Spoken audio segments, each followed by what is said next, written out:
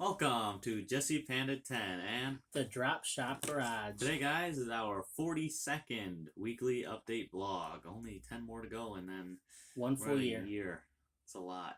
So I have 343 subscribers, which is 5 more than I had last week. So thank you to all the people that subscribed. I made 6 videos since the last vlog, so that's quite a few videos. I hope you guys enjoy those videos. The first one was the auto show Jeep.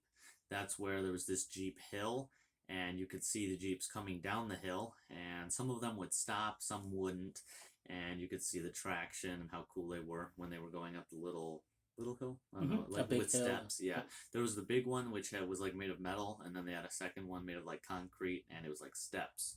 The second one was the auto show Rams, which was a truck. They had like multiple of them, but it was trucks, and they had a hill. It was slightly smaller, but I don't think they were trying to show off just as much as the Jeeps. They were trying to show the towing capacity and the pushing capacity, everything like that you would actually use a truck for, instead of, you wouldn't be using it as anything like a Jeep. And then the next thing was Bigfoot. So after we were inside the auto show, we went to the outside. We went to Hart Plaza, and inside of Hart Plaza they had like 5 Bigfoots. And one of the Bigfoots I actually got inside because there were like 10-foot tires. 10-foot tall tires. Yeah, 10-foot tires. And the inside was like 5 feet tall, so I was able to get inside. Not climb on the wheel. Yeah, climb inside the wheel. I didn't fit that much, but I still was able to get inside. I think I even did it too. You talked me into it. Yeah. So the second one, or another one about the auto show, on the inside there was a flying car. So this video did get quite a few views. How many is it at? 1 point something thousand? Yeah, it's at 1.1 thousand, like within 3 days. Views. So I hope you guys liked this video. Got quite a few views. I got quite a few comments, which people were saying that it's not a car. But yeah, it is able to fly. It's at the auto show. Yeah, it's at the auto show. It's like only like a 4 or 6-seater or whatever. It's not like a whole airplane, and it's kind of more like a drone than anything. So it's like a and the viewers got to understand that when you say it's a flying car, we're not the ones that decide it's a flying car. The guy selling it says it's a flying car, and that's why it's at the auto show, the Detroit Auto Show. And it's more of a flying car than like a plane, because a plane has huge wings, and this has just like helicopter propellers, and it is slightly like a car. And it can go on the road, too. It has wheels, so it can go on the road. And the reason they consider it a car and not a plane is because the wings fold in, and you can park it in your garage. And then you get it out of the garage, the wings fold out. Yeah, I think it's mainly like a vertical takeoff and landing helicopter, which is just one where they have 2 turbine engines. I think that's what they're called, right? Or not turbine. They're so. Like jet engines. Jet engines. They are jet engines. And then it's like a helicopter with 2 blades, and they fold side to side to up. It's up when it's taking off, and then it turns into an airplane. That's like the closest thing I can think of. Yeah, and these are really small, so that's why it's they like call a small car. version of the vertical takeoff landing helicopter plane. I know they have it in quite a few video games, but yeah, that's all I know about that. And then the next one is the Gold Pan. So if you guys didn't watch the first Prepping for Survival video, I was talking about how we bought a 14-inch Gold Pan. And it is black. It has little stairs, little ones, and then it has bigger ones. It has 3 big steps on one side, and then like 20 on the other side. And you put a small amount of dirt, and then you wiggle it around in the water, and you're able to find gold. And the first time we did it at the Off-Grid Shed to House. Yes, the Off-Grid Shed to House. We did that in the backyard of the Off-Grid Shed to House. So yeah, if you haven't seen that video, he has a video on his channel with the Off-Grid Shed to House. And you did find 1 or 2 little grains of gold. Yes, little flakes, little dots. Yep, we found those. And then tell him when we went to the real river. Yeah, so what I was talking about in that video, the first one, that one we said that at a cider mill near us, there is a river across the street, and at that river, we went there the next day. I don't know if it was the next day, but a couple days later, and we got some dirt, made a video, and it was really cool because you were able to see real gold. Yep. And yeah, I think it was slightly bigger than the ones at our house. It's because the river has a 90-degree yeah. bend. And the gold was flowing by, and then it gets stuck in that little bend, and that's where we were grabbing the gold from, and we were actually able to find some. Yep. So I have a couple more things, but they're not videos, so if you want to go, you can. Yeah. So as of today, we're at vlog number 42. So we're only 10 away from a complete year of doing these vlogs. As of today, I have 457 subscribers. This week I gained a lot. I gained 8 subscribers. So the 8 subscribers, thank you guys very much for subscribing. My first video was of a Chevrolet monster truck. This was an old Chevrolet. I think it was like a 3100 Apache, and it was at the Frankenmuth car show. And it looked like an old truck, but obviously they have like a brand new drivetrain with like a newer motor, newer transmission, newer axles. It had the really good heavy duty like Dana 44 axles, and you guys can check that one out. The second one was a 1934 Chevy Rat Rod. And this 1934 Chevy Rat Rod, the only thing of the 34 is the little body of a truck, but obviously it's like on a really nice frame, and it had a Hemi motor in it. Even though it was a Chevy, the Hemis are Chrysler motors, Dodge or Chrysler, and you can tell when it's a Hemi because they're really big motors with really big valve covers, and then the spark plugs go on top of the valve covers, so that's how you instantly know that it's a Hemi. No other motors are like that, like Chevys or Fords. The spark plugs do not go into the valve covers. The third one was a really cool one. It was a body dropped Ford. A body dropped Ford pickup truck. What it means by body dropped is that they have the frame with the wheels and tires, and then instead of just lowering like the axles, they can lower it, by the axles to make it a little lowrider, but these guys want to drag the frame. They want it right down to the bumpers laying on the ground. So they just cut out the floor and they actually take the body and drop it onto the frame. So you'll have to check this one out because it was in a field, but the bumpers were laying on the grass, the frame was laying on the grass, the tires were tucked in. You'll have to really check that one out. That was a nice one. And I'm usually not much of a Ford guy. I like Chevys more. I like them all, but this Ford was like awesome. Then the fourth one was a Volkswagen bus review. Those Volkswagen buses, they're really cool because it's really old and they have like a little camper top where you can drive, and then when you park it, you just pop up the little camper top and it gives you like 3 or 4 extra feet so that you can stand inside of them. And most of them came with a kitchen. Most of them came with a little twin bed. It's like a little couch that turns into a bed. Half of them had like a little mini toilet in them. So they're really cool. And this one, the people were from California and they drove all the way to Michigan to go to this Frankenmuth car show. Then my fifth one was the flying cars, the same as what Jesse did, and we put it out a few days later because it's just awesome, guys. Yeah. These flying cars. I mean, if we had a whole bunch of money, I'd buy one. I'd park it in the driveway and fly to work and fly home. Would you? I don't think I would. I just don't think they're developed enough to where, because regular drones, I mean, I even myself have had one fly away, and I don't think that I would personally want myself to get inside of a drone, and I don't think that it would be. You wouldn't want to fly yourself. Yeah, well, I mean, I would definitely, if I had like a runway in my backyard, I would definitely fly a plane. I think it's just a much better and safer idea to fly a plane than a drone because drones are never really. Yeah, well, the reason accurate. They're selling these and the reason they do the vertical takeoff is so that you don't need a runway. You can just pull it right out of your garage and fly into the air. And instead of taking, like 15 minutes to get to school, you could get to school in like 3 minutes. Yeah. I think, the one that's like the vertical takeoff plane, I think that's a really good idea because you can just take off and then be able to fly. But the drone one, I still definitely would not fly. Can you imagine how many parents would be landing in the school parking lot to drop off their kids? Like a bunch of flies. Just like, nee. Yep. That would be funny. So this week, we went to the auto show in Detroit. And it was really cool. It was half inside, half outside. It's the first year that they've ever done that. And then for our Prepping for Survival channel that we told you guys we're going to start, we haven't put out too many videos we only actually put out one, but we're buying all of the things to make really good content for you. Today, we were at Joe's Army Navy and I bought a life straw. And the reason it took me so long to get one is because I couldn't find one. I went to Walmart, I went to Bass Pro, they're out. So everybody must be buying the life straws.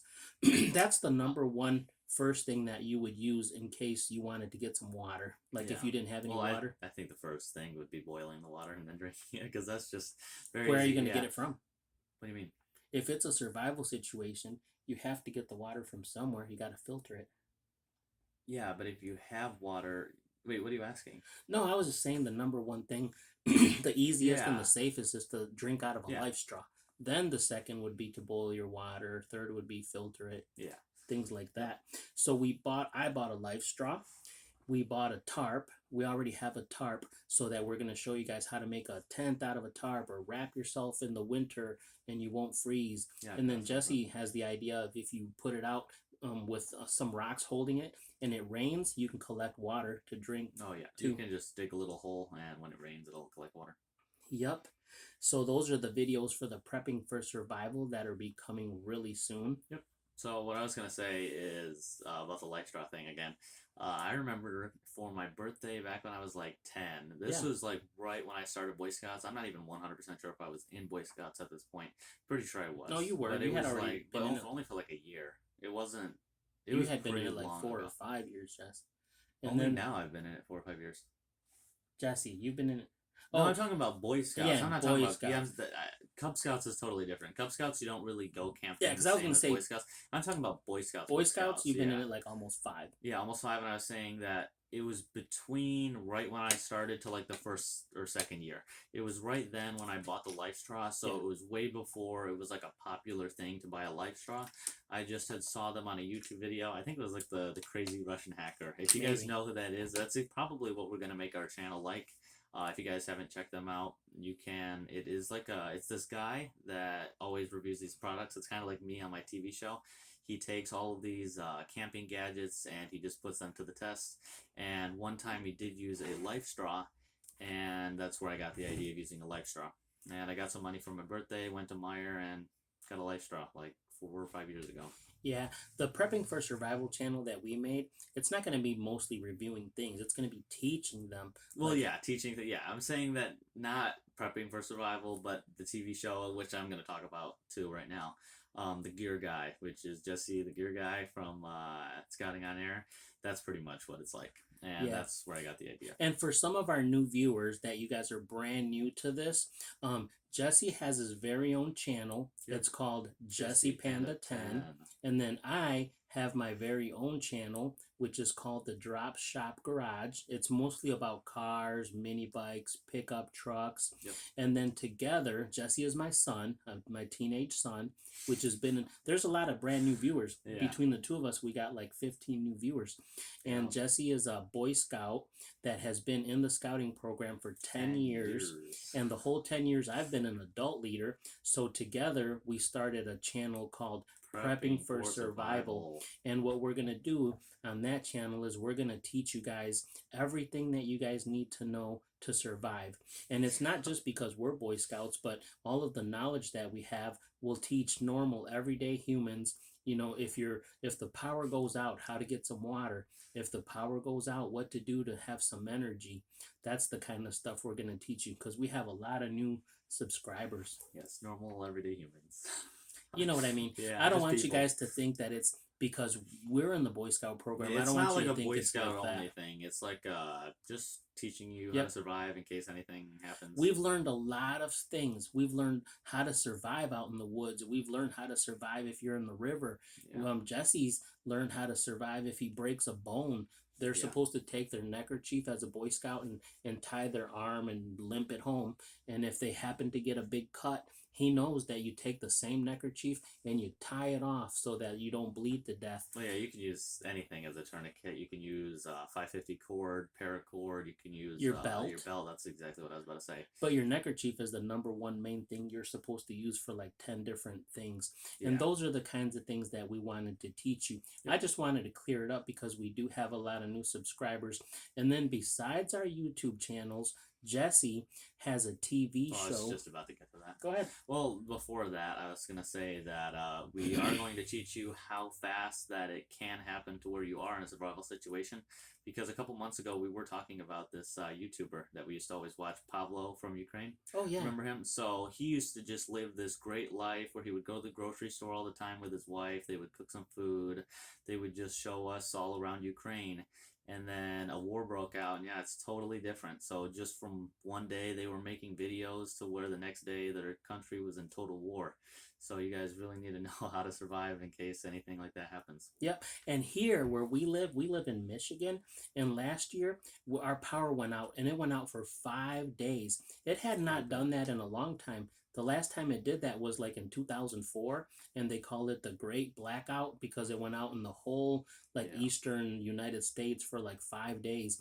And I wanted you guys to know, it sounds like 5 days isn't a lot. Trust me, 5 days is a long time. Yeah, everything in your house goes bad because the temperature is all crazy.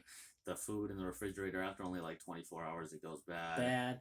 Yeah, I felt horrible because Jesse had a little fish, and the house got so hot. We had this little shark, and we had it for like 5 years. And then I felt horrible because the house was so hot that the little shark died. So, I mean, I know it's a little, $5-10 shark, but I went out and I bought an $800 generator because I went to all of the stores around here, Harbor Freight, what's the big one? Home Depot, Walmart. And when your town has a power outage, trust me, guys, that no matter what store you go to, they're going to say half of the state was sold out of generators because Luckily, you're able to get one. Yep. So after like the 4th or 5th day, I just kept trying and trying at Home Depot. And then one day I went in there and they told me, we don't have any. But I seen a semi was parked in the back and they were unloading. And in the semi, they unloaded a couple of Generac 6500s. Those are monsters, but that's all I could get. I didn't need one that big. We had a little 800-watt one, but it only could run one thing at a time, like the refrigerator. So then I bought the 6500 Generac, and it powered the whole house. Then I had air conditioning, a TV, the refrigerator. We were doing fine. Living like there was no power. Yeah, but the only bad thing about the 6500-watt generator is that it uses like 5 or 6 gallons a day. Not even a day. That's overnight. Yeah. It's overnight. Like 12 hours you get to. That's quite expensive, especially now with the gas prices. If they were like $5 and you're spending 6 gallons a night, that's $30. That's $30 a night. Wow. So this year I haven't used it yet, and we're probably going to make a video. But I bought another generator. This is my 3rd one, and this one is only a 2300-watt one. Like half. Yep. So it's not too small, but it's not too big. This one should be perfect to like run the refrigerator and a TV, and it should only use a couple of gallons a night. And when we open it up in a few days, we'll make a video of it because it's brand new. We can put that on the Prepping for Survival. Yep, because that would definitely be prepping for survival. For survival.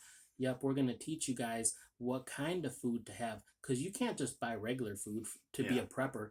To be a prepper, you have to buy dry goods, canned goods. So you got to have a lot of cans. Those last for years. Then you have to have a lot of cereal because the cereal is dry and it'll last for a year or two.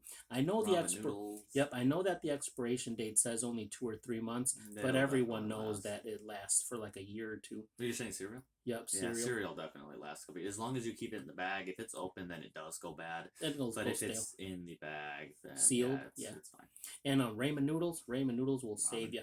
Ramen, Top Ramen. They have like 5 different names. Maruchan. Yeah, but those, I mean, we buy boxes that it's 24 in a pack, and we have 3 or 4 cases of those. And trust me, when Corona happened, we didn't know that was going to happen. And then the lady at the store that greets you at Walmart was like, promise me, guys, that you'll buy a whole bunch of food. Because Jesse was little. It was like 3 years ago.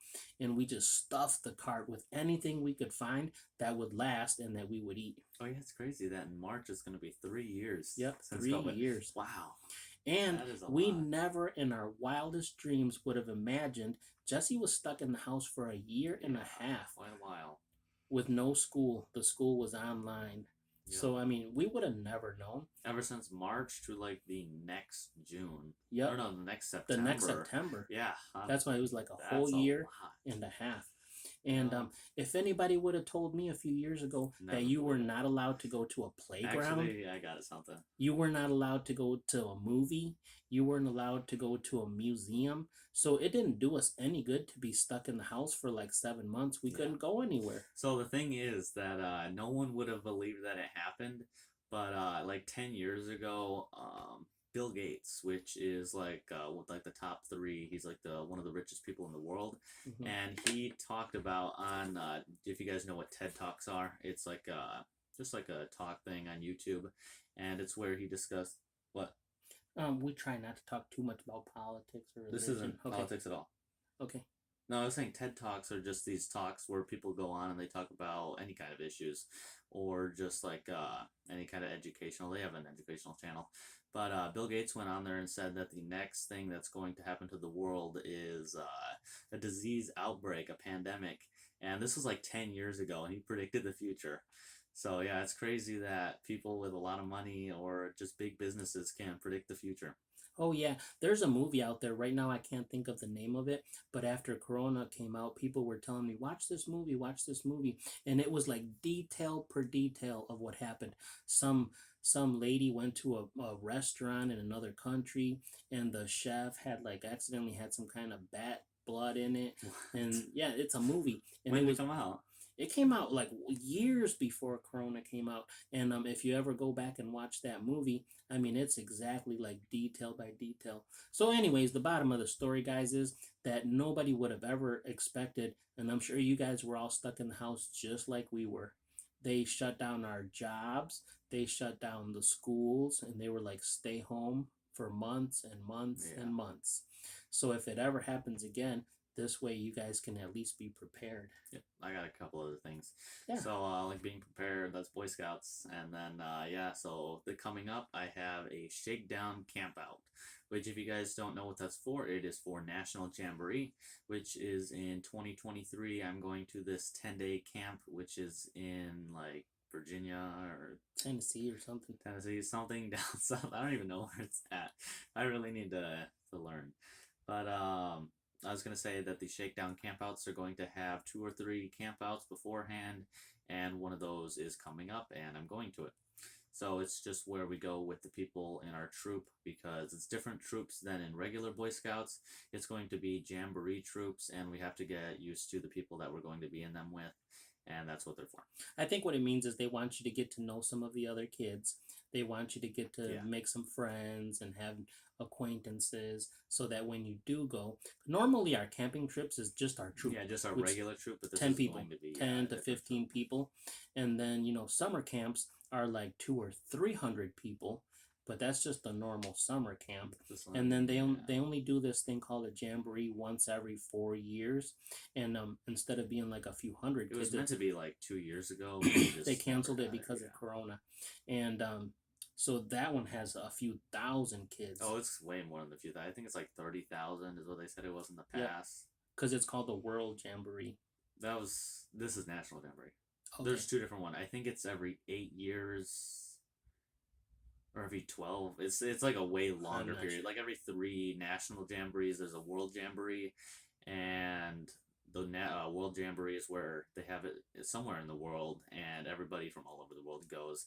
And the National Jamboree is just for the United States, but people do come from all over. Do you have a joke for these guys? I was gonna say one more thing. I know it is kind of getting long, but the TV show that I was talking about, Scouting on Air, we definitely made a new episode. The new one is about fire starters. If we haven't talked about it before, and I think I have. But the fire starters, we reviewed 3 different fire starters. The first one was fire cubes. Those ones worked the best. They weren't that practical, though, because you can only use it for like a stove in your house, like a wood-burning stove. Then the second one that worked the best was the fire sticks. Those ones I would recommend because they come in a little bag, and the bag you could definitely put in your backpack. And then the one that I would not recommend are the fire discs. All of these can be found at Joe's Army Navy. That's where we got them. I know this isn't sponsored, but if you guys do want to get them, Joe's Army Navy, all 3 you can find there. Yep, that's where we get most of our stuff because Joe's Army Navy is a really cool store. It's a really nice store, and they have a couple of them here in Michigan, and they sell a bunch of Army surplus stuff. So they sell like backpacks, and they sell sleeping bags and Duffel tents and bags, duffel bags, first aid anything you stuff. could Yeah. possibly need. And the reason we go there a lot is because they give all of the Boy Scouts of America a 10% discount. Yes. So when you get like $100 worth of stuff, if they give you 10% off, that's Yeah, a it's quite a really bit. good deal. So yeah, if anybody needs anything, go to Joe's Army Navy. They sell knives and they sell little portable stoves. Oh yeah, those are cool. Yeah, all of these things. I made quite a few videos. If you go to the Prepping for Survival channel at the moment, on the playlist section, I have a video of majority of the things I bought at Joe's Army Navy and just reviewed them. Yeah, and like I said, if there's anybody that's watching this vlog and you haven't survived, sorry guys, hasn't subscribed, please subscribe. Hit the like button, give us a comment. It really helps out our channel a lot. Yep. And all of the new subscribers that me and Jesse both got, we want to thank you guys again because we really need to get subscribers. Yes. And this is Jesse Panda 10, the Drop Shop Garage. I hope you guys have a. I haven't even said the joke yet. Oh. Yeah, I still haven't said the joke. We're already. This is the longest one we've ever had. No, we've had 30. Wait, have we had 30 minute ones? We're really sorry to drag it on, guys. It's just fun. Wait, and when you're what is talking that? 26. No, we've had longer ones. I think we've almost did 30. I don't know, maybe not. This is a good one though. But have you guys ever heard a joke about jump ropes? No. Never mind. Just skip it. Yay! Jesse wants to tell you guys a joke at the end of every one of these. And yeah, thank you again to all of the new subscribers. I hope you guys all have a great week. I hope everything goes good. Again? No, I was just going to say, thought you were gonna say. Sorry for the late upload. We just had a lot this weekend. I had a lot of school, quite a few tests at school, Boy Scouts, packing for the shakedown, quite a few different things. So we are very sorry. And the TV show. Oh yeah, the TV show. Yeah, quite a few things. So sorry about the late upload. Yeah, sorry about that. Yep, we're really busy. We both have a job, and he goes to school, and he has the TV show, and he has the YouTube channel. I tell him at this point, I'm like, Jesse, don't sign up for anything else because we're full, dude. We are full. We are booked. But yeah. And like I said, these vlogs are fun. We talk, and it seems like we only talk for 4 or 5 minutes, but then when you look at the timer, you're like, oh man, it's been 27 minutes. So we're really sorry to drag it on. Yeah. But again, once again, thank you guys to the new subscribers. If there's anybody watching it and hasn't subscribed, it's completely free. Just hit the little subscribe button. Hit a like every once in a while. Give us a comment. If you like the videos, if you don't like the videos, if you think we should change something. Yeah, comments. That is very important. Comments are very important. They help us grow the channel, and those are actually used. I think they're more useful than likes. Yep. And so once again, it's Jesse Panda 10, the Drop Shop Garage, and then together we have this one called Prepping for Survival. Soon we should get another one. Yep. So go ahead and go over there, check out Prepping for Survival, and hit a like or hit a subscribe or something, because we only have on that one. There's 6 subscribers right now. Yes. We really need some help on that one. Well, have a great day, guys, and we'll catch you guys on the next one. Goodbye.